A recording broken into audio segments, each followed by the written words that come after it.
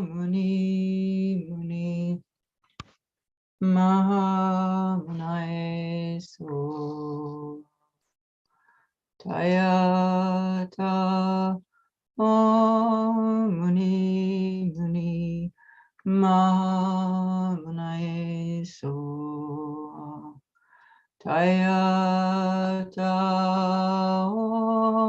Muni Muni Mahamunaye So Tayata Muni Muni Mahamunaye So Tayata Muni Muni Mahamunaye So Tayata Muni Muni Mahamunaye So.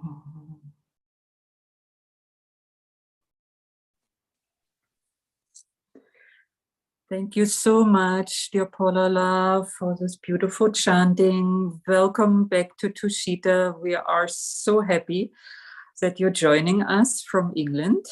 I think for our Days of Miracles. So yesterday was Losar, the Tibetan New Year, and today Losar, I think, traditionally is celebrated at least for 3 days. I'm looking at our director, Pamela, who is Tibetan. So today is still Losar, and we are so happy to welcome you all around the world. So good afternoon in India, good midday in Europe. I think the Americas are just getting up, and in Australia, you're ready to go to bed, almost. So welcome everybody around the world, and we are so happy to have you here. So today we have Venerable Paula, oh, I'm so sorry, very much Venerable, but Paula Chichester here. I'm sorry, Paula, joining us from England, and I'm so happy, Paula, that you joined us because, yeah, I'm a big fan, as you know, and Paula met Lama Yeshe. Yesterday was Lama Yeshe's anniversary of Lama Yeshe passing on the 3rd of March in 1984. And Lama Yeshe was our the founder of FPMT, the foundation of the preservation of Mahayana tradition we are part of.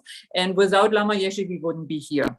So we are remembering Lama Yeshe and inviting, especially around Losar, always elder students to new Lama Yeshe, because we think it's really important to remember.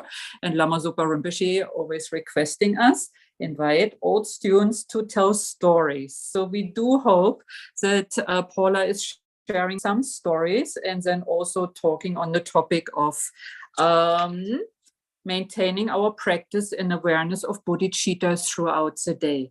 So Paula has met Lama Yeshe in the 70s already, and in the last 40 years has studied and meditated full time. And I feel so very inspired having a female Westerner. I know Paula is very humble, but a female Westerner really doing, I have to say, Paula, I'm so sorry, but doing 2 long retreats of 4 and 3 years and just, yeah, doing so much practice. I think it's very inspiring, especially for the women all around the world, to have, yeah, a great role model for us.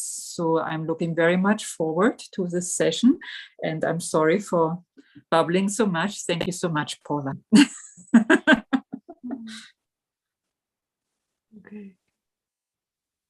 Okay.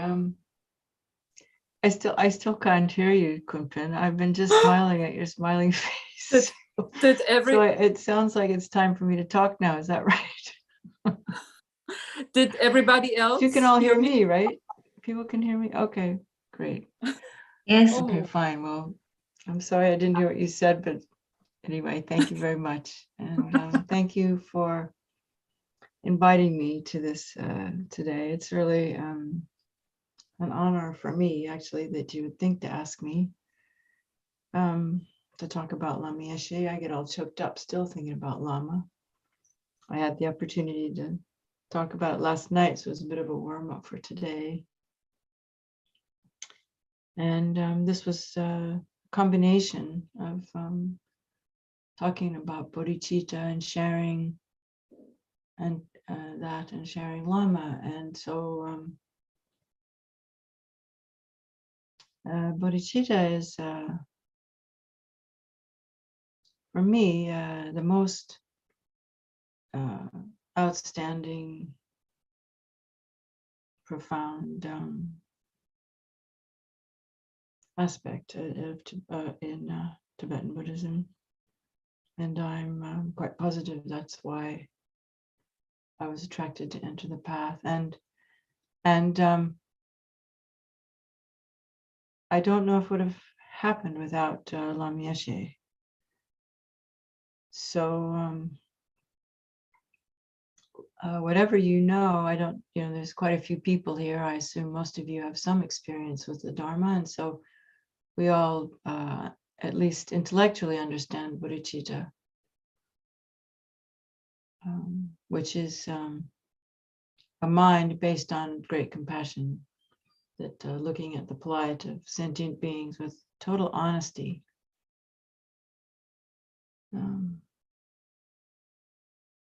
And seeing that even those of us who live in the most fortunate countries still, when we suffer, I'm not going to do that too much, but just understanding that. And it's very important to really understand the depth of the reality of having these minds of ours that cycle through samsara, because it's not just what we call the suffering of suffering, but just having a body and a mind that is not enlightened, which means we are continually influenced by the forces of karma, by the forces of having a body and mind that's under the control of karma and delusion. And so no matter what we do to be happy, there's always this kind of nagging dissatisfaction, even when we're the richest people in the world and can completely distract ourselves with total entertainment all the time. There's always this nagging thing. You can ask any rich person. And so we look at that, and then we can look at what's going on in Ukraine right now with very heavy hearts. And a great wish that we had the power to stop that, particularly as it appears to be getting worse. And the suffering of the people of Ukraine and the senseless destruction of homes and hospitals and power plants. And so these are the things that our human mind is capable of producing, and this is our shared karma. And so looking at that, you see, we can develop a strong wish for everyone to be free. And that's basically what Bodhicitta is. It's based on that. We have this strong wish to be free ourselves and to free all sentient beings. And when we begin to look at the science of how we go about liberating our minds, what we need to study, what we need to practice, then we can, and when we've studied and understand the qualities of an enlightened being, and even more fortunate if we have the good fortune to be around an enlightened being, like His Holiness the Dalai Lama, many of our gurus,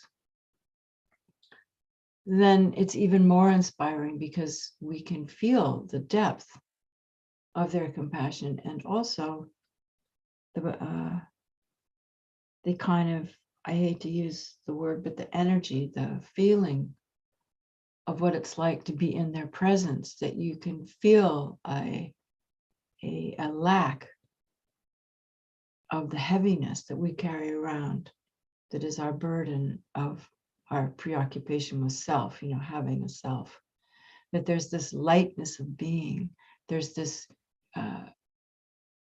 unstoppable joy and concern and sincerity that we see in Buddhas and Bodhisattvas. And so if we've had a chance to experience that, then there's this overwhelming wish that just is born sort of spontaneously that, I want that, much more than when you see the car you've always wanted, or the dress you've always wanted, or the music you've always wanted, or the achievements that you always wanted.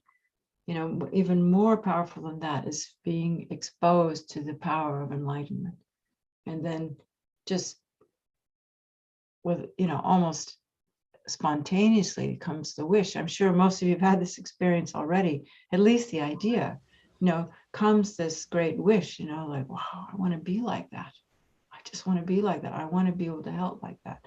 And if there were more of us like that, then maybe we could actually do something about the situation, because Buddhas and Bodhisattvas not only manifest as, Buddhist teachers, but they manifest as politicians and musicians and doctors and all the beings that can help create a more enlightened society, So,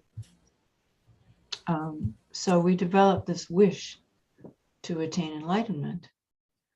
And then, there's one more aspect that sometimes we don't learn about, but part of Bodhicitta then is looking at our own lives and looking at, with great honesty and compassion for ourselves, just looking at our situation and thinking, what can I do?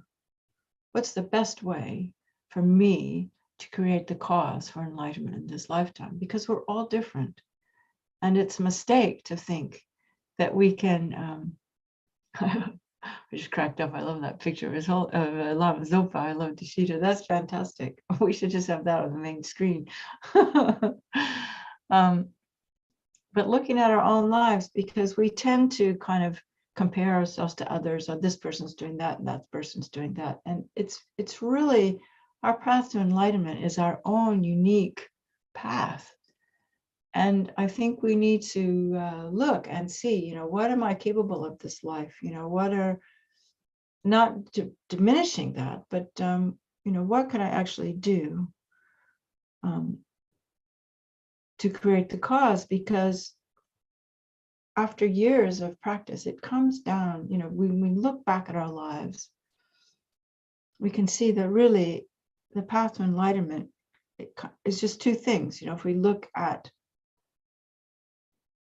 Lama Zopa Rinpoche says this a lot. If we look at the word Buddha, Sangye, it means totally purified and totally established, so it's like everything that's standing in our way to be a Buddha, we figure out how to, release those karmic potentials from our mind stream and then bring in all the potentials for enlightenment. And so anything we do with bodhicitta motivation, particularly with understanding emptiness, does that.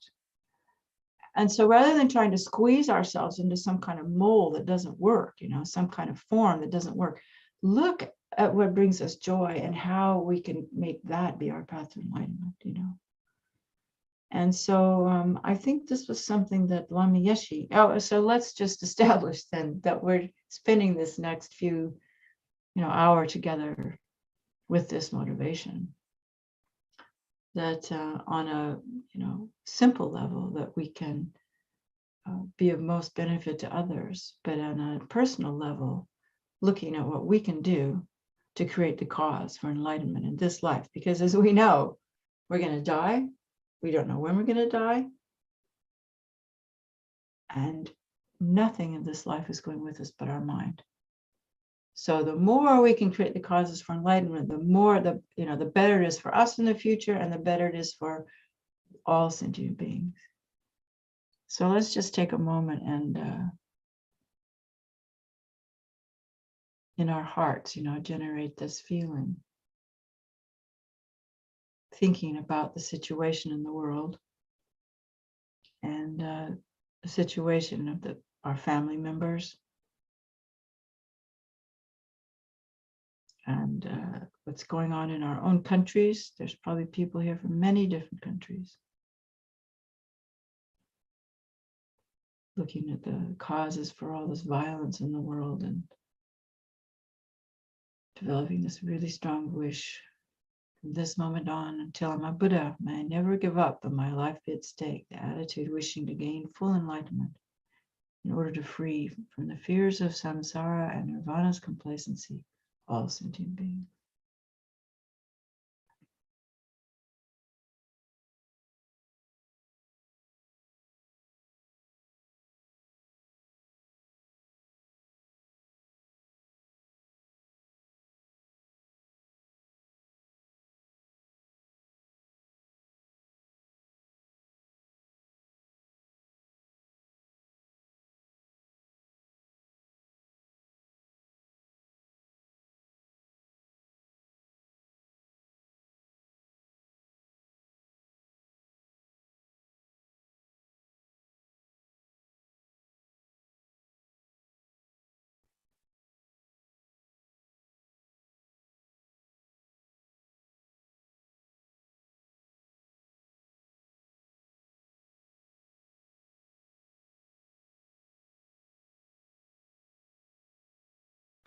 So I am going to talk a little bit about Lama. I saw Jimmy Neal's coming next. That's really great because Jimmy Neal will tell fantastic stories about Lama Yeshe. He knew Lama a lot longer than I did. And but you didn't have to be around Lama very long to get the inspiration and the confidence actually that we can attain enlightenment. So I'll do that, and then I thought to talk a little bit about how we can develop bodhicitta. And then, I recently came across a meditation by Lama Yeshe. And I'm going to make enough time that we can do a meditation together, because that's really how we grow, One of the main things that Lama emphasized over and over again, in his teaching was that what we want is experience. We want to feel bodhicitta. We want to feel renunciation. We want to feel non-duality. It's not, he would say all the time, oh, you people are too intellectual, too intellectual. And even though Lama was a great geshe, he didn't take his geshe degree just out of personal kind of protest against the establishment, because and also because I think he was already busy teaching, but Lama did the complete geshe training and was one of the very best geshes. In fact, he was so entertaining that if people knew that Lama was going to be on the debate courtyard, everyone would come, because one of Lama's qualities was he was a magnificent entertainer. And I think it came out of his bodhicitta. He just, you would just listen to him because he was so charismatic, And what he said through his English, which was his own kind of brand of English, but he could communicate so perfectly. And he communicated not only with his words, but his face and his hands and his body movements. And he, at the time, personally, when I met Lama, I was kind of a student, a budding performing artist. And I saw Lama and I thought, wow, this guy's the best performer I've ever seen. If I could just have a taste of what he does, I mean, he wasn't on a stage, but he was definitely in front of a group of people. It was like, wow, if I could just have an ounce of that kind of effect on an audience that he had. And of course, later I came to realize that that was due to Lama, Bodhicitta, his Bodhicitta. And I think that was the main thing about Lama Yeshe was that, and I didn't know at the time really that that's what Bodhicitta was. I think it's taken me quite a few years to understand that that experience that we had in Lama's presence, it was just, I mean, all I can say was like taking like the best drug you can imagine, because it didn't have the kind of intoxicating effects that drug has. It just has this, you know, your mind was like clear and light and joyful, and you know, all that kind of heaviness that most of us carry around with us. Most of the time, I mean, we all have moments of joy, and we need to cultivate them as much as we can. But there's sort of this general, you know, mind. And anyway, in Lama's presence, it was just like so expansive, and it wasn't like gross like drugs or anything, but it was just this clarity and openness, you know, and it was also almost like a force field, you know. You would get into this field of Lama's energy, you know, that would radiate out, I don't know, 100 yards or something. You know, if you were around Lama, you could just like be in this. I mean, Celiana remembers. It's so nice to see you, Celiana. And it was just this. And thank you, by the way, to Celiana and whoever else is translating, and Kunpin, and all the people making this possible.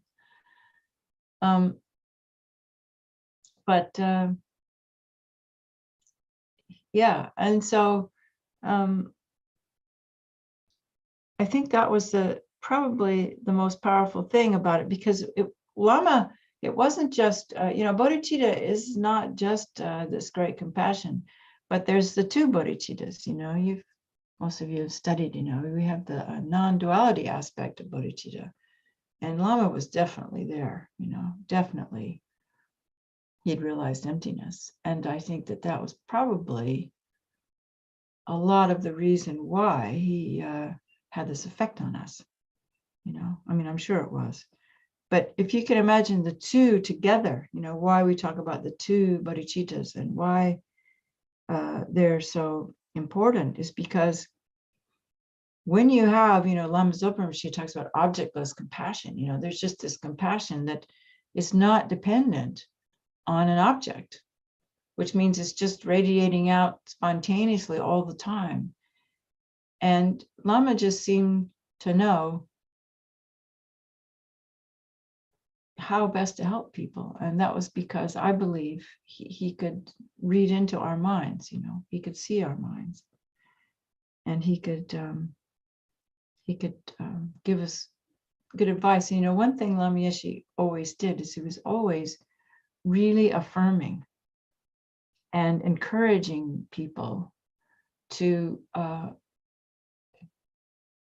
not only experience, but to use your experience to develop your own wisdom. Because he didn't, I mean, of course he would give advice, but most of the time he would say, you know, dear, you're many times he'd say, you know, dear, check up, you know, dear. Because he was encouraging us to develop the confidence in our own bodhicitta, in our own wisdom. And I know for me, that's been a very difficult path to tread, you know. And I'm sure it's not so for other people. But yeah, so he was always reflecting back to us that our job is to develop ourselves and to develop our wisdom, our love. And he could see, Lama could see that Western people had, or I think now we could say people from industrialized countries. It's not just the West anymore, because, you know, the Hollywood culture is everywhere now. And the emphasis on outer appearances and materialism has influenced the entire world. So it's not just West and East anymore. But at the time, it was still more just in the West. And but he could see that we had sort of an extra burden. And maybe this isn't so true from non kind of Christian countries, but we always there's always this thing about we don't have a lot of sense that we are born wonderful.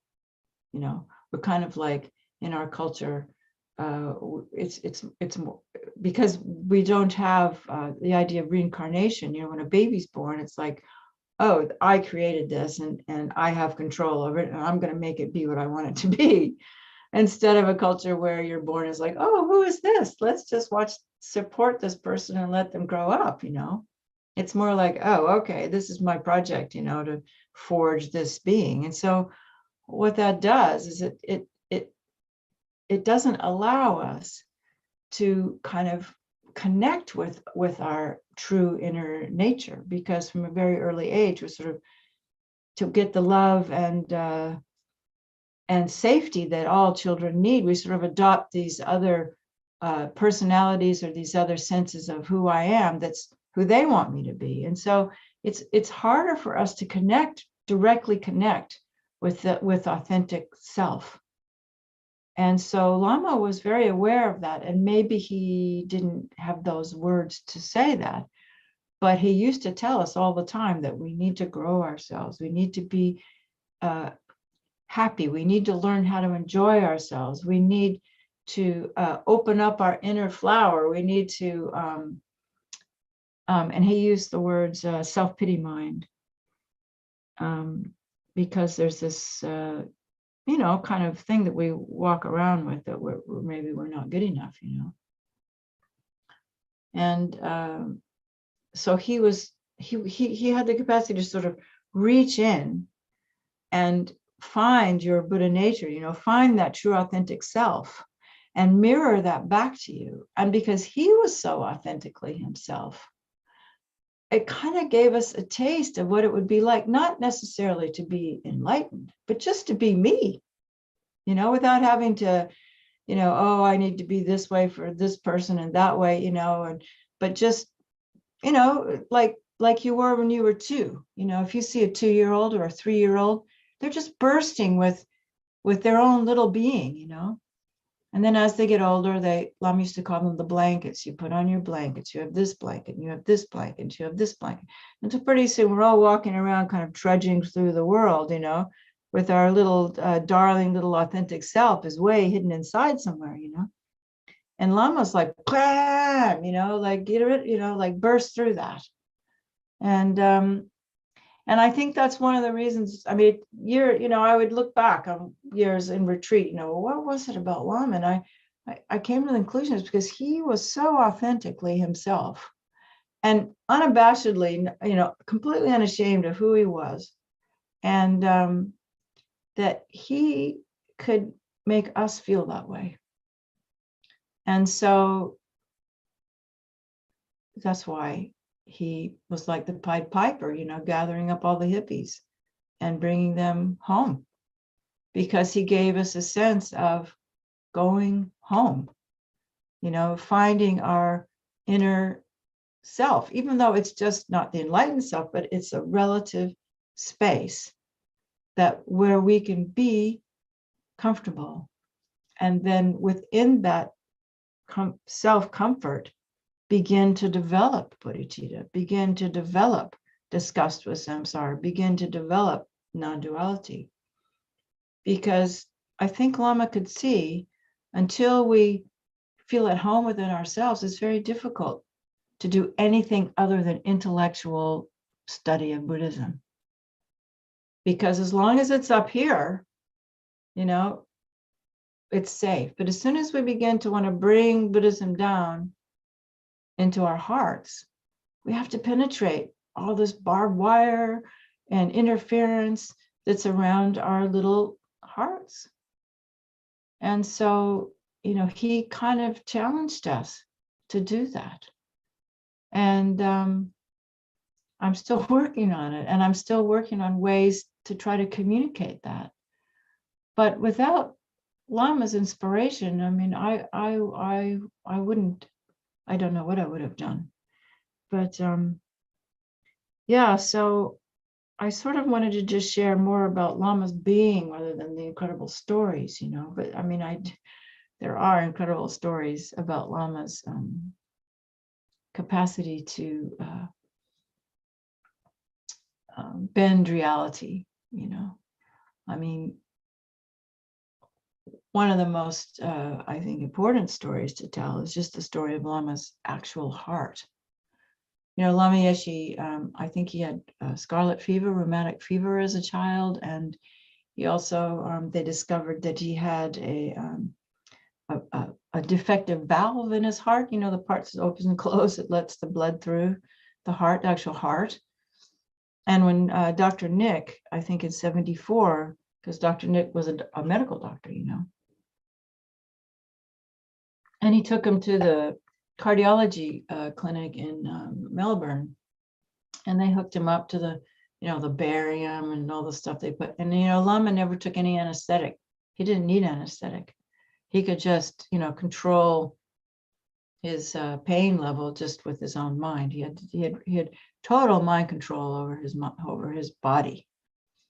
And so they told him that Lama, this is in '74, that Lama had less than a year left to live, and that he shouldn't travel, and his heart was in such, you know, bad condition. And of course, Lama ignored all of that and went on, I don't know how many world tours between then and when he died. It's 40 years ago now. It's amazing, isn't it? No, it's not. It's 38 years ago. He died in '84. He passed away in '84, and now he's back, which is really great. And I want to talk about Osil a little bit too, because I have no doubt that Osil is Lama Yeshe, or at least the spirit of, you know, the mind, spirit of Lama Yeshe back and carrying on. But and so Lama would have these heart attacks, which would kill a normal person. And Dr. Nick tells the story many times of, not many times, but that he would come in and find Lama. Lama would always take a nap after in the afternoon, or often. And he could walk in the room, and Lama would be all gray and looked like he was dead. And then Lama would like come back to life and say, "Oh, I scare you, dear," you know. And so when finally it did come to the point where Lama's heart was giving out, and he came to Santa Cruz, because he loved Santa Cruz. He said, that's in California. I remember him saying the best food in the world here, because it was all this great organic food, and it was before the, you know, the big organic revolution everywhere. And because he knew that good food made him strong and healthy, and he, unlike most Tibetans, he liked to eat salads and fruits and healthy foods. It definitely become a hippie in a lot of ways. And although he still, I mean, of course, he ate his Tibetan foods as well. But anyway, so he was in Santa Cruz, and Mummy Max had bought this incredibly beautiful house overlooking the sea. And that's where he spent the last days of his life, until they actually took him to the hospital in Los Angeles. And so people tell the story. I wasn't there. I was in retreat at the time at Lama's advice, actually. And that Lama would be in the hospital bed, like completely, you know, dying, on the brink of death, in terrible shape. But if anybody came in the room, I think Lama Zopa might have told the story. When anybody came in the room, Lama would perk up and be completely, you know, at your service, Lama Yeshe, making everybody happy, you know, just by looking at them. And one thing Lama did, you know, if he just looked at you, he would look right into you, and you would just feel this love going right into your heart, you know. It was really amazing. And when he finally did stop breathing, and Lama Zopa Rinpoche made the okay, and I don't know the reasons for this, but to have an autopsy done, autopsy when they find out the cause of death. And so they opened up, Lama's heart cavity, and the cardiologists were just shocked at the state of Lama Yeshe's heart. For one thing, they said it was this big. Most hearts are about, they're supposed to be the size of your fist, your heart, and it was, like 3 times the size of a normal heart.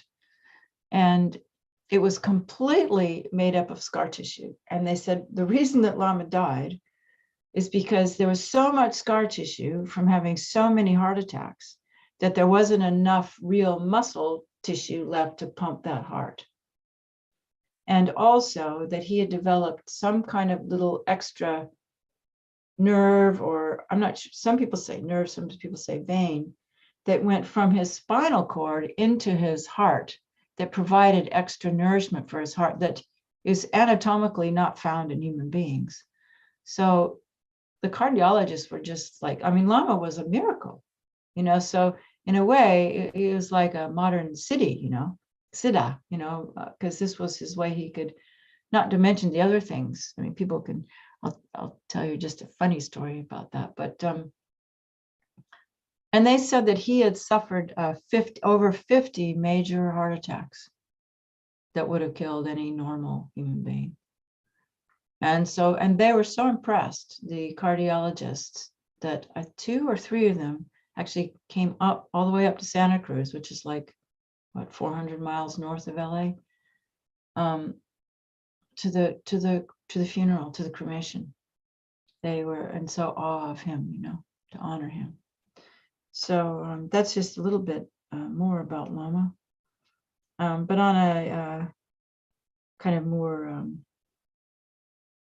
fun story, I told this story last night. My friend Judy Weitzner, and I encourage you all to read Big Love, the book Big Love. I haven't read all of it, but it's sort of, I was in retreat this last winter, and there are times when I didn't really feel like studying, but I felt like reading, and I would read it, and it's just a very entertaining, great story. And a lot of it's the history of FPMT, but that's okay too, and about his different students, and but about the first part, about his early life, is really interesting. And one of the things, maybe you all know, I don't know how much I'm saying that, I'm just repeating, but Lama was actually a tulku, a reincarnated being, reincarnated person who attained to very, very high states of realization in his previous life, if not enlightenment. But he was a woman. He was an abbotess of a nunnery not far from where the seat of the Kagyus is in Serpu in Tibet.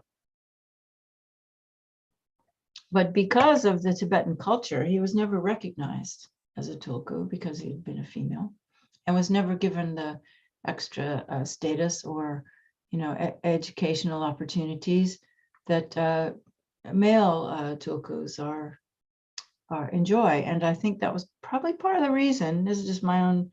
Why Lama was a little bit anti-establishment, or maybe a lot anti-establishment, and that resonated with the hippies so much, who were anti their own establishment, because he was not enamored with Tibetan culture, and he, even when it came to the Sangha, I think probably Celiana remembers at this first Dharma celebration, Lama held a meeting with all the Sangha, and he said, we don't have to wear red robes, He wanted his Sangha to have their own individual Western style uniform that could be pants. I think he mentioned blue, maybe brown.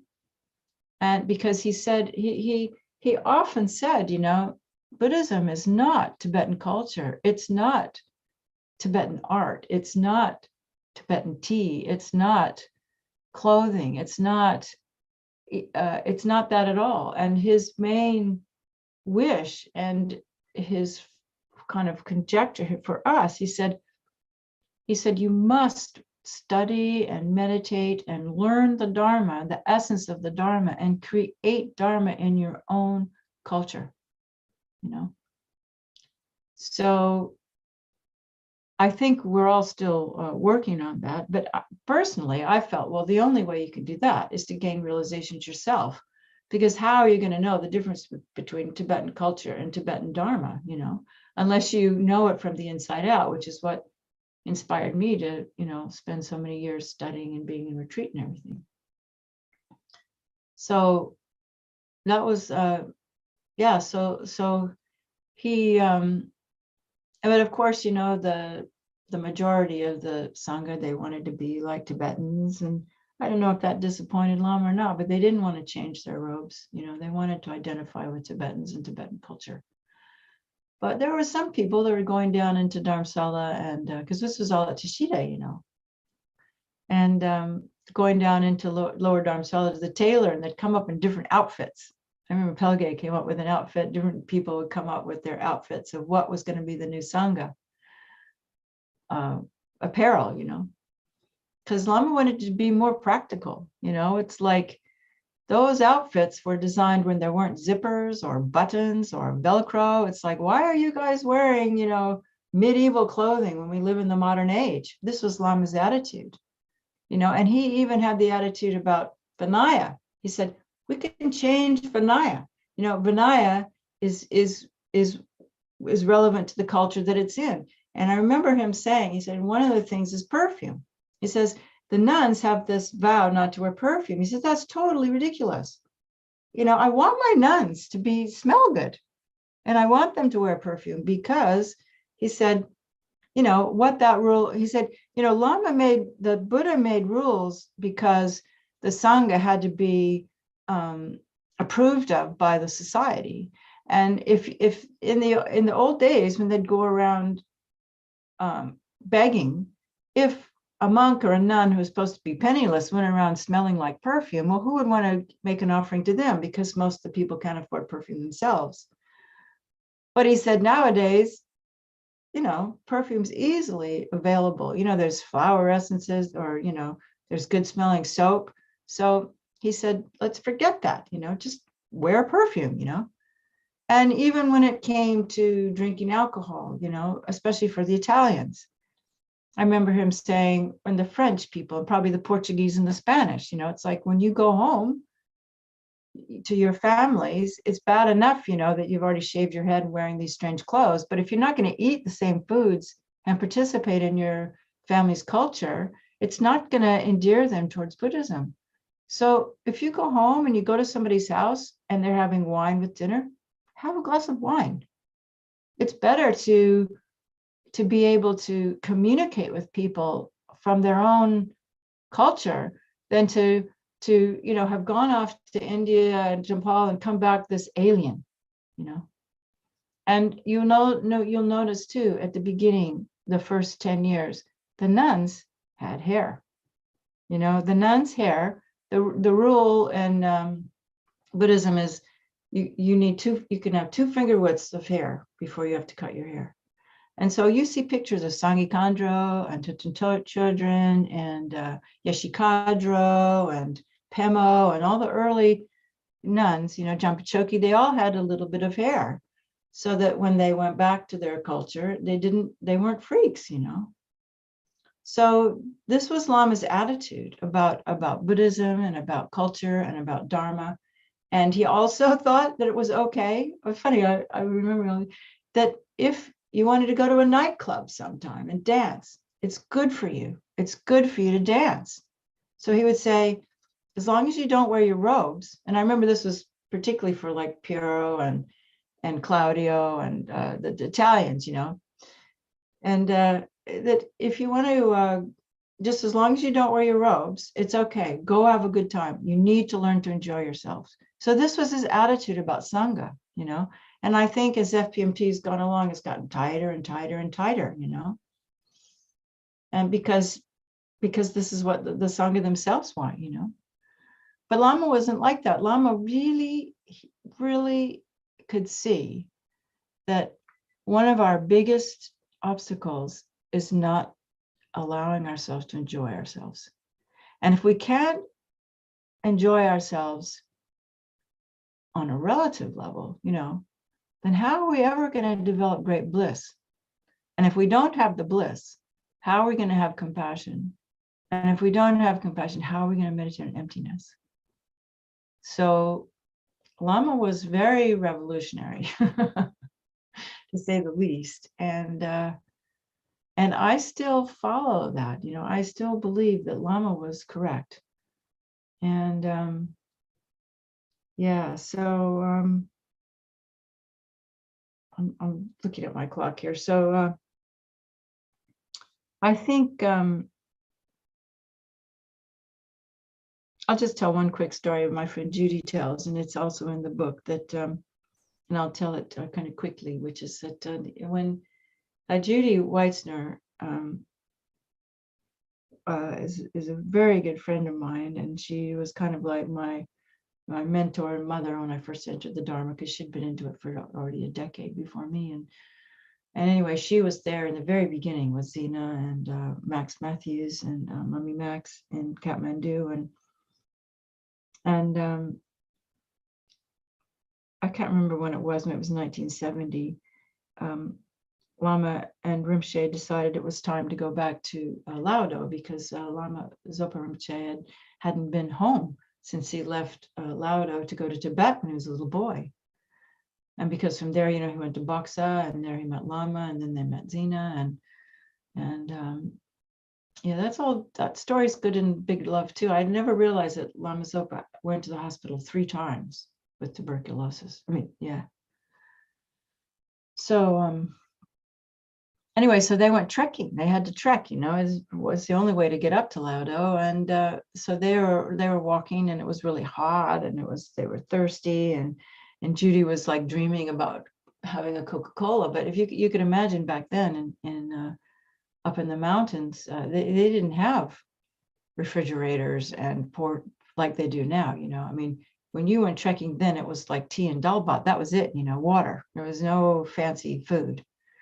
And somehow Lama came up to her, and he looked at her and he said, "Dear, I bet you're thinking about Coca-Cola. Would you like some Coca-Cola, dear?" And he turned around and he produced a glass of Coca-Cola for Judy, somewhere between Lukla and Laudo, And of course, that was like a total, I mean, it was a miracle. He didn't like travel with a glass of Coca-Cola with him. So, Lama was capable of doing lots of amazing things, and one other story that I can't remember who told it. It's either, one of the early Chinrezig people like Nick or Yoshikadro or Kathy, but Lama flew into Brisbane, and I guess Lama Zopa wasn't with him, but he flew into Brisbane, and he was by himself. He liked to go off by himself when he could. In fact, sometimes he would go off and wear lay clothes and have vacations and tell people he was a professor, so he could just get to know. He was so curious about Western culture. He watched TV all the time, a lot of TV to learn about us. And but the plane came in, and Lama wasn't there. He wasn't on the plane. And they looked on the list of people, and he was on the list, and he was in the airport, and they couldn't find Lama anywhere. And so they didn't know what to do. They didn't know if they should call the police. They didn't know what happened to Lama Yeshe. Where's Lama? And so some of them then, because you know how it is, you go to the airport and everybody's there with flowers and katas, so some of them went back to Chinrezig Institute, and there was Lama. And he said, "Ha ha, I freak you out, ha ha ha," like that, So, there's lots of stories, and Jimmy Neal is going to probably tell even more. So I think I'll move on. And just talk a little bit about Bodhicitta, because I started out just sharing how that Bodhicitta is a felt experience. I'm sure most of you have read or studied the Lam Rem, where we have the 2 ways of developing Bodhicitta, the 6 causes and the 1 effect, exchanging self for others. And I encourage you to develop your own style, your own something that, you can use those, but something that really touches you, because when Lama one of the last teachings that Lama gave, and I was really fortunate to be in California then. He wrote a Vajrasattva Sog, which I encourage you all to do in your centers, and because it's a beautiful Sog, and it's short enough that you can do it quickly, and it's really great. And Lama also said that you could change the deity. It doesn't have to be a Vajrasattva Sog. You could make it a Tara Sog, or you could make it a Manjushri Sog, and you would just change the deity in the mantra, but you could still make it the Sog of whatever deity you're practicing. So that's a good thing to know. Anyway, so he usually before Tibetan Lama Yeshe gives the talk, they start with a rousing bodhicitta motivation. Excuse me. And I can remember, Geshe's talking for, or Kirti Sincha Rinpoche, or Riba Rinpoche, or Chotrul Rinpoche, or all of our, Geshe Sopa. They would always begin with maybe half an hour talk from the heart about bodhicitta that was just totally amazing. Maybe 15 minutes, and the importance of bodhicitta. And just as a kind of side talk kind of thing, one thing I really appreciate about our Gelugpa tradition, and I've studied, with all the four main sects of Tibetan Buddhism, is this emphasis on bodhicitta. And that, the Gelugpas are seen as being, these intellectuals who study, but what we study is bodhicitta, And when you listen to Lama Yeshe, and the point that he makes is, study is just the beginning. You have to actualize these things. You have to make them your everyday experience. And so, at the time, because I hadn't been around that long, I wasn't quite sure what that meant. And but so Lama started out this talk on, I think it was the Vajrasattva Sog talk, or maybe it was an empowerment.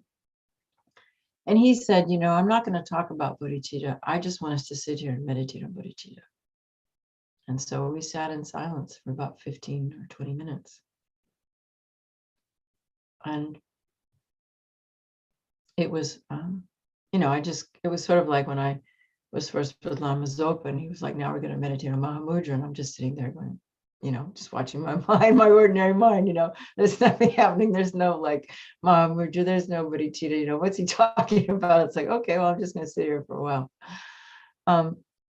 But over time, doing the meditations, and especially for me, the meditations that actually, send light out from your heart, or, Tonglen meditations, or the tantric meditations with the deity, and, compassion going out from your heart, that bodhicitta does become a felt experience. And the reason why bodhicitta, for me, and I think why the Lamas emphasize it, is that, in fact, even Pabanka Rinpoche does in the book, Liberation in the Palm of Her Hand, that once you get that experience, then, and if we make that the focus of our learning, of what we want to get first, is this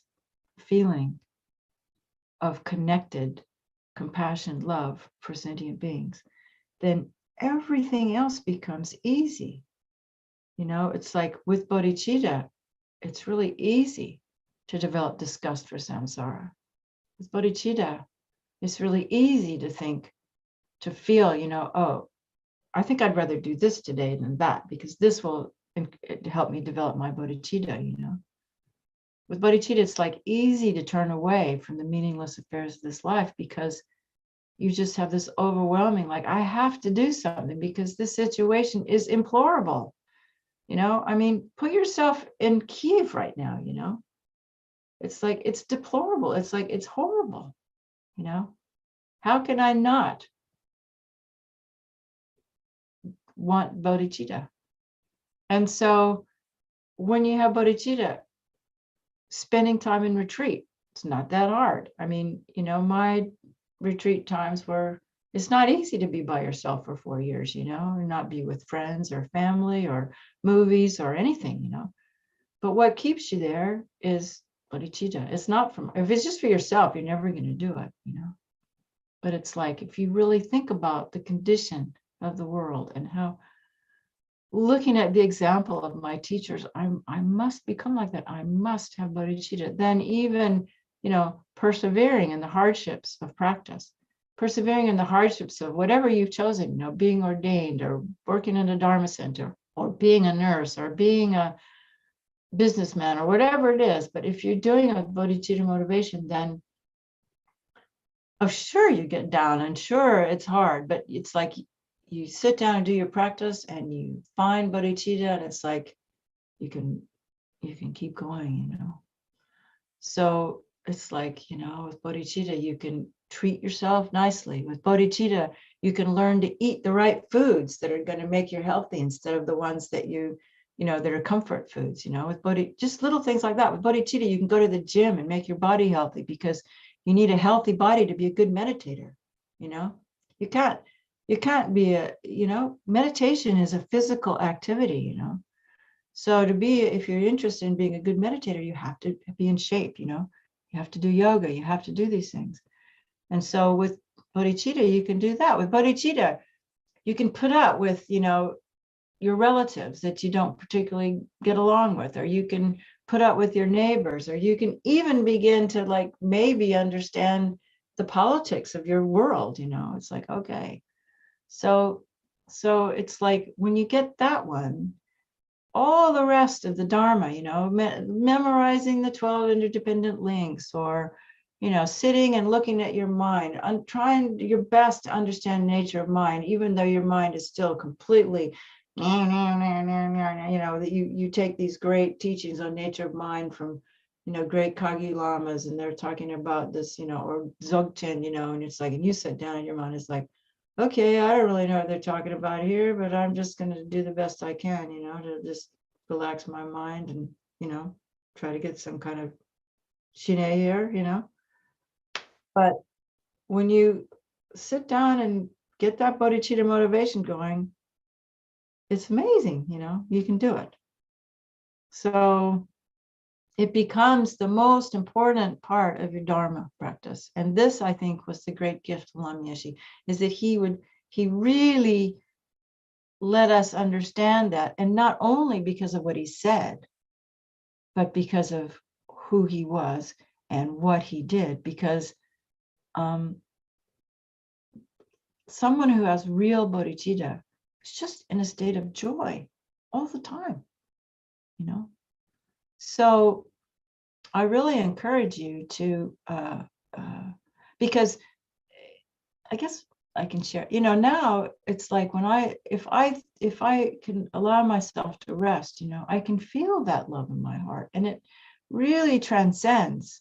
I can use that to get over whatever is depressing me, like the weather here or the political situation or whatever. And it's not like I have big, huge bodhicitta, but I can share with you that over time, something does grow in your heart that brings inner peace, that brings this softness and little joy that will get you through your life. And when we think about death, when I think about dying, what's the most important thing, is to be able to breathe with bodhicitta, because at the time of death, if we're lucky, we're going to be aware of our breathing. And so if I think, we have so many complicated Tibetan Buddhist meditations, but the most simple Tonlin practice, and, Geshe Jumpa Wangdu, I read this just recently. He lived at Tushita. I got to meet Geshe Jumpa Wangdu. I got to receive teachings from Geshe Jumpa Wangdu. His stupa is there. He was Lama Yeshe's best friend. And I just feel so blessed to have had the karma to be, in India at that time when those lamas were still alive, But anyway, I guess you jump along to. I came across it somewhere. Maybe it was in the Big Love Book, but he said, you know, the best practice is Tonglen. The fastest way, the best way to get enlightened is Tonglen practice. You know, and why is that? Because it develops that feeling with your breathing, that I can just sit. You know, I mean, it took me a while, you know, but you can just sit and think about the guru, you know, because that's really important too in developing bodhicitta, is guru yoga. Because and to develop bodhicitta, it's like the guru is out there or in here, and the guru has bodhicitta. And I feel like taking refuge, and you've probably heard me say this before, but it's like, you know, turning my mind, like there's a radio dial out there, you know, like I can turn my mind to the radio station that's Buddha, you know, that's His Holiness, that's Lama Zopa, that's, you know, Trungpa Rinpoche, that's Mingyur Rinpoche, that's, you know, Surkam Rinpoche, you know, these beings that have bodhicitta, you know, it's like we turn, by taking refuge, it's like we're tuning into that radio frequency. And so that's why Guru Yoga is so important, because that is real, you know, the energetics. That's one thing Zoom's taught me, you know. It's like I've learned from Zoom, we are connected. You know, you can be with His Holiness, you feel His Holiness, even though I'm thousands of miles away. So it's given me faith in something that I always sort of doubted, you know, are we really connected to Buddha when we pray to Buddha? You know, we are. And so when we do that, when we, you know, and we make requests, you know, supplication and requesting, I really want to develop bodhicitta. I really want to help me to be strong, you know, because we're so weak. We have so much more imprints of, you know, the enjoyments of this life, you know, than meditation. And it takes meditation. There's no way you're going to do it without sitting and breathing and being very simple, whether you want to use a tantric practice or I don't know what you want to use. But find one, we have to find a practice that's easy for us to do. But at the heart of them all is this experience of feeling love for all sentient beings. And if we combine that with our breathing, in and out and in and out, you know, then all we have to do, we create the habit, you know, all we have to do is remember our breathing. And then there we are, this open, it's subtle, but this open, joyous state that can bring us out of whatever anxiety, depression, upsetness, anger. It's there. It's always there. Our Buddha nature is always there. Our bodhicitta is always there, you know. And what I've learned lately, you know, is that by really taking refuge and making that request and doing the visualization, you know, the guru into the heart, and then sharing that with all sentient beings, and then just allowing it to be with your breathing, it's very, very profound. And then from there, if you want to look at nature of mind, if you want to, you know, meditate on the emptiness of the I that's doing that, well, that's really good too. But to begin with that more easier to access, you know, we can all access love and compassion, you know, most of us. I mean, if our traumas are that great, well, then, you know, we can take some therapy and help ourselves and, you know, get to the point where we can feel that love and compassion for all sentient beings. And all we have to do is, you know, and I know some of us are locked out of that, and I know I have been too. But the more I, you know, can break through those kind of conditionings, then the greater the capacity. So yeah, so it's very important if we're going to develop bodhicitta to recognize, you know, have this disgust for the situation and be honest about what's going on, and then have the guru, you know, the outer guru, the lineage, the teachings, you know, the inner guru, always reflecting, developing. Lama emphasized that so much, to our own, inner guru, our inner awareness, and then also, the guru is all around us. We can use every experience we have to remind us of bodhicitta. Just, and then you can do the things like Lama Zopa says, I'm opening the door for us, to become enlightenment for all sentient beings. I can close the door in the lower realms. It's hard for me to remember those things. That's sort of, I'm not that style more, but if you can do those things, if there's you can get the sheet that Lama Zopa says is how you can do these things to think about throughout the day, but you can make them up. But for me, it's more, like just trying to use the meditation, because we also have to develop awareness. So we use the awareness so that when we're throughout the day, we can remember to remember. That's the biggest deal, is remembering to remember as we go throughout the day. Otherwise, we just get lost in our default mode network, the default way we always are, our self-preoccupation, So, so we need, the outer guru, the teachings, we need the inner guru, we need our practice, and we need to use our environment and then when we're not meditating, to bolster our development of bodhicitta. So,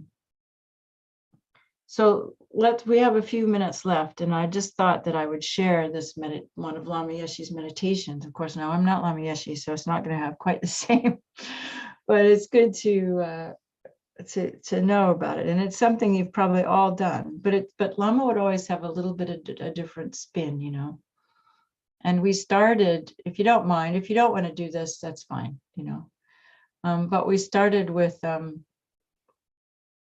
Shakyamuni mantra, Tayata Om Muni Muni Maha Muni. So, and Lama always, at least when I was around him, we always started with that. And so we can imagine that Buddha Shakyamuni is in the space in front of us, and he's the embodiment of all the enlightened beings.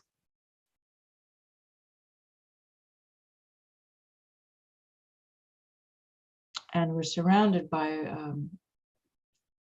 all the sentient beings. And in this, we can use all the beings of all the realms if you like. But closest to us are the people that we know in this life, or the animal friends we have, or may even be familiar with some ghosts or nature spirits that are around, just inviting to us the beings that we can almost perceive. And so we just think about their lives, and so just do this on your own. Just think about the lives of the people around you, and we can also consider the lives of the Ukrainian people, the Syrian people, the Afghani people, people with COVID, the nurses and the doctors,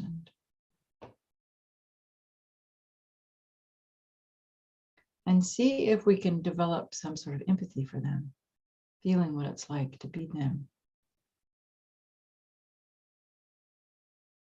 Their pain, their physical pain, their emotional pain, their fears, their anxieties.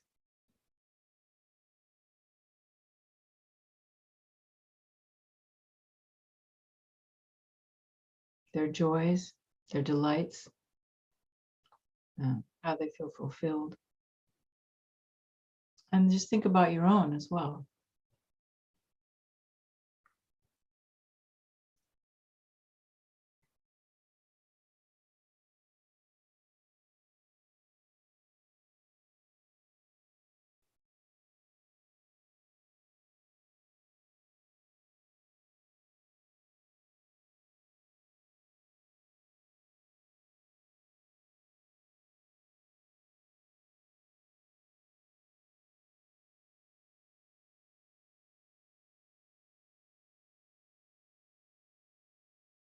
We all want to be safe and satisfied and happy.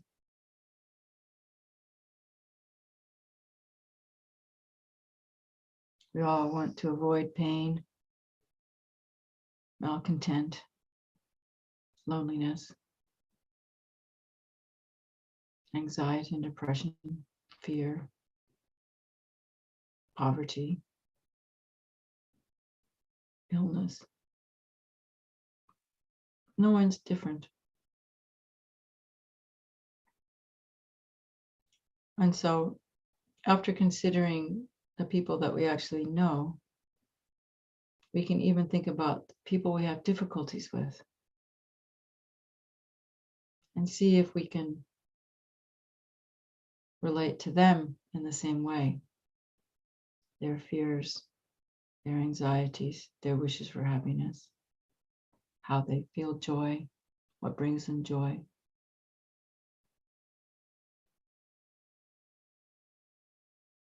Even if we might not agree with the way they bring themselves joy, still we can relate to the fact that all beings look for happiness, go towards happiness and away from suffering.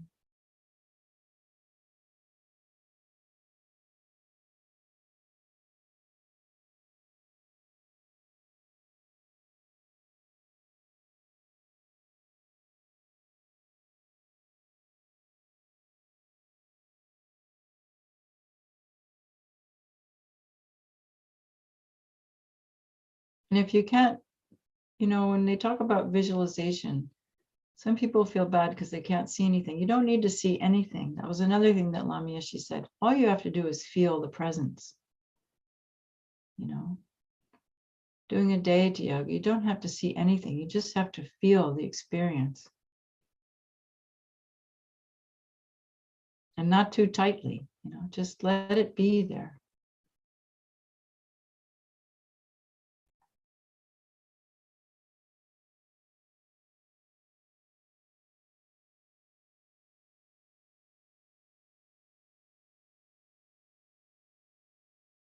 And then Lama said, now we think about all the people that we don't know, all the animals, all the beings that we don't know. And we can imagine, as much as we can imagine, that we're in this huge sea of sentient beings. We can see them all as humans if we want. And just tuning into just what it's like to be a being, a sentient being with wants, needs, desires. We're all the same.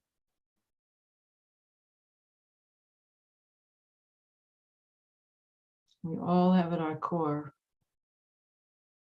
this Buddha nature, this formless, clear, knowing mind that has the capacity to feel love.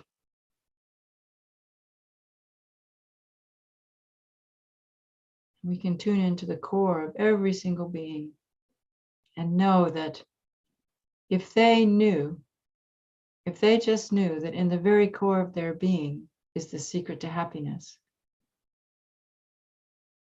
what a different world we would be in. And this is the offering of Buddhism, isn't it? We all have this secret inner home of clarity, bliss, even without realizing emptiness. We don't have to realize emptiness to go home.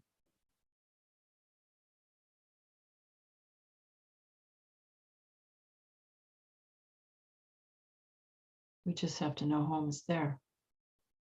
Beneath all the voices, all the mistaken beliefs, values we have about ourselves. It's just a bunch of hooey. Blah, blah, blah.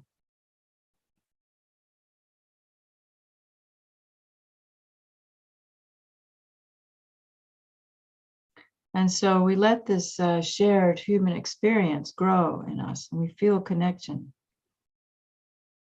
wishing happiness for all sentient beings. going out. All sentient beings have that real happiness that comes from knowing our true nature.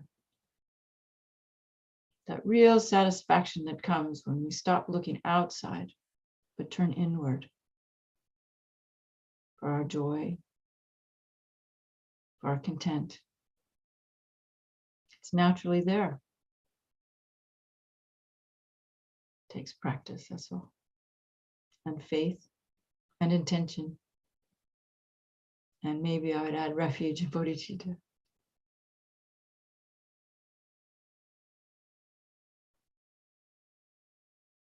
So then we turn to the Buddha and make this request that we can find this, discover the secret of happiness, bliss, empty nature of our own being, even the relative nature, formless, clear, knowing, loving mind.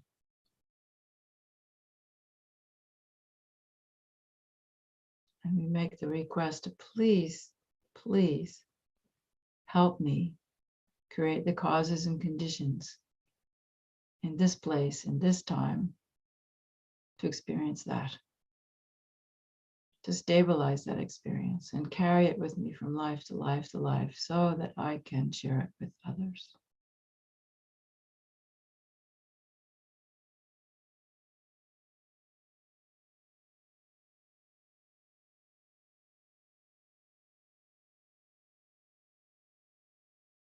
And then we just feel this, the Buddha's accepted our request. And the Buddha, we can imagine, is the embodiment of all of our gurus and bodhisattvas and dakinis and dakinis. And so this light, this imagining whatever color light comes to you, it doesn't matter, rainbow light, white light, red light, white, whatever, this light comes in to the crown of our heads, into our hearts, and fills up our heart. And our whole body becomes full of this light. And this light is the essence of this bodhicitta, this experience of joy. Very simple, without words. A little feeling, like a little inkling of light is lighting up inside your heart, lit by the light of the Buddha.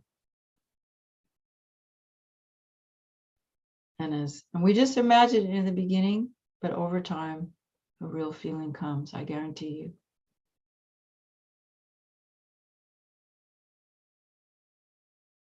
And this feeling then spreads out throughout my entire body, feeling my toes and legs and head and arms, everything.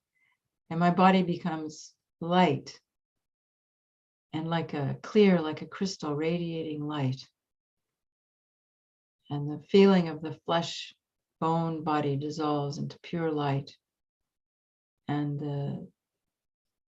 the skin that separates me from the rest of the environment just feels very thin, like a light, imaginary separation. And the pores of my skin open up and bright light starts shining out through the pores of my skin. And every time I breathe in this experience of love and light and clarity and calmness from the Buddhas, from His Holiness, from Lama Zopa, from Lama Oso, from Lama Yeshe, from Chotrul Düchen. Coming in. And when I breathe out, it goes out and it touches all those sentient beings around us. And my spirit essence lights up with the light of my true nature, my Buddha nature. And then it goes out and my body's filled with light and my mind becomes made of light, my body makes made of light, and this light just goes out and touches all these sentient beings, particularly those refugees and people in the wars, touches them, touches the suffering people, suffering animals, suffering everyone, but everybody, no one left out. My heart to their heart, my spirit to their spirit, my Buddha nature to their Buddha nature. This resonating, interwoven, interconnected spirit of light and they all light up.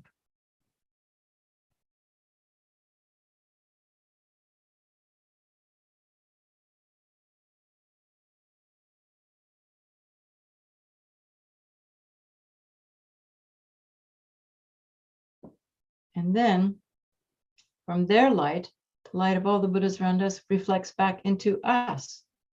And so when we're breathing in the light of the Buddhas and the light of all sentient beings, my spirit to their spirit, my heart to their heart, love to love, spreading love and light and peace and calm, satisfaction, contentment. The true nature residing in the center of my heart touches that. To all of them, they touch me, and we're just having this big party of love and light.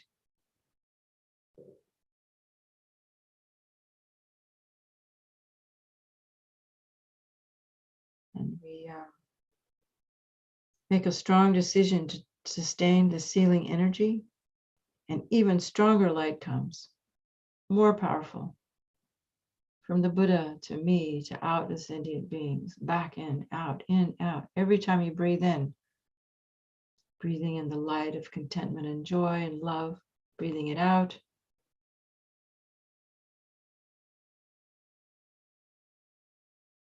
enveloping the whole planet.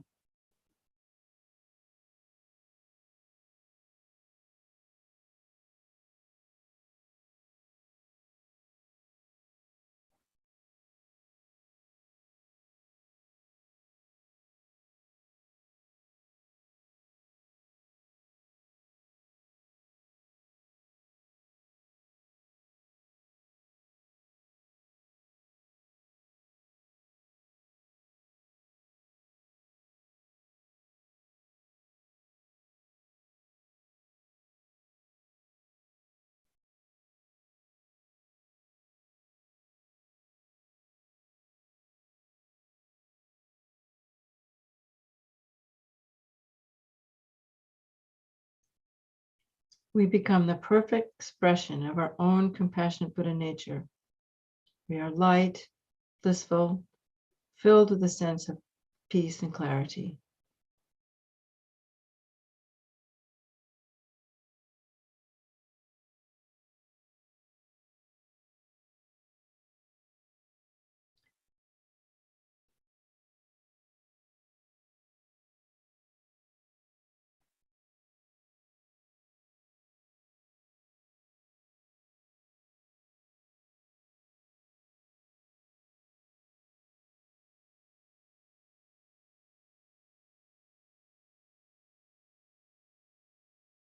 Tayata Om Muni Muni Maha Muni Yesoha.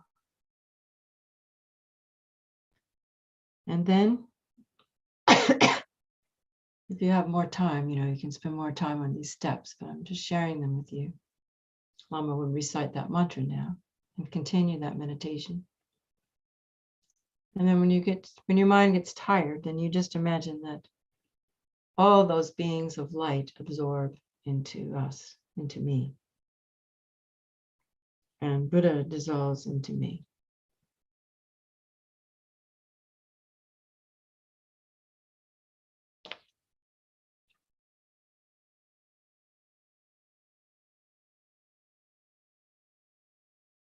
And I retain this experience of being light. And I become utterly one with the form and resonance and consciousness of the Buddha.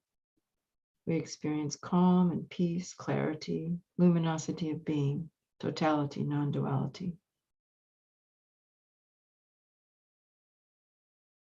And when we feel this sense of total love, then we just let go. Relax even our sense of I. Just being love, being light, being Buddha.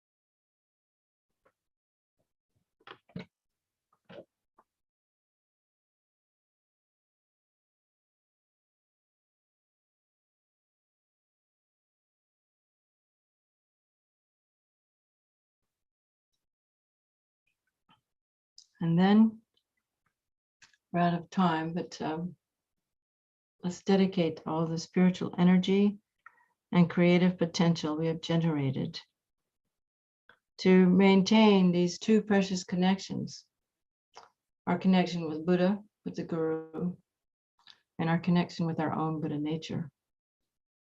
And through establishing that, like I said, that radio signal and bringing that into our heart and sharing that with all sentient beings and developing a really strong wish to be, to feel, not just think, but to feel the love for all sentient beings. In every single sentient beings, we have the opportunity, you know, like Lama, even in the grocery store, the clerk in the grocery store, the man at the petrol station, the woman in the shop, you know. We can radiate this bodhicitta motivation to everyone. If we just remember, if we just train a little bit, you know, or maybe train a lot. In my case, I'm pretty, you know, slow at all this stuff. So, you know, that we can keep this heart connection with all the people in our lives and all the people that we don't know, you know, knowing that our prayers work. If we pray, you know, I wish we could do more for Ukraine people and Syria. We can send things and we can do things, but we can also dedicate to realize our aspirations and pray to hear our own inner wisdom so that we know what is the next step for me on my particular spiritual path. You know, everyone's different. What is it that I need next to grow? To be, you know, to grow my love, my Buddha nature, my sense of that coming home, you know. Because until we have it, we can't give it. And we also, one thing I think we need to do is we need to learn to receive it. We can't give what we can't receive. So I think a lot of us, myself included, we have difficulty receiving.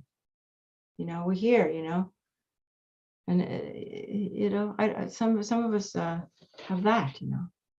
So I think what we just need to do is to dedicate, you know, for the sake of all the people and beings in our lives, and for the long lives of our teachers, His Holiness and Zopa Rinpoche and Sukram, all of our teachers. We all have different teachers, you know, and for the peace on this planet and solutions to global warming, and that every child feels loved, you know. So yeah, I think we're out of time. So I'm just going to stop there, and you can do your own dedications, rejoicing and sealing with emptiness. And thank you again, Kunpin, for inviting me. He's, you know, it's like when I'm giving you pep talks, it's my own pep talk, you know, so it's good for me too. So thank you very much. Yeah. And be well. I can't hear anything, so. Yeah. Oh, no. You can call me later on WhatsApp or something. Yeah. I was muted, so nobody could hear me, but you can't hear me, no? Thank you so much, Paula, and I call you later. Thank you so much. Very, very kind. I think that's what we call karma, yeah? Paula gave us all she could give us, and now we have to, yeah, practice it and sit with it. Thank you, Paula. And if you want to connect with Paula, please, you can go on our website. Yeah, and check the event. And there is Paula's website. It's Brave You.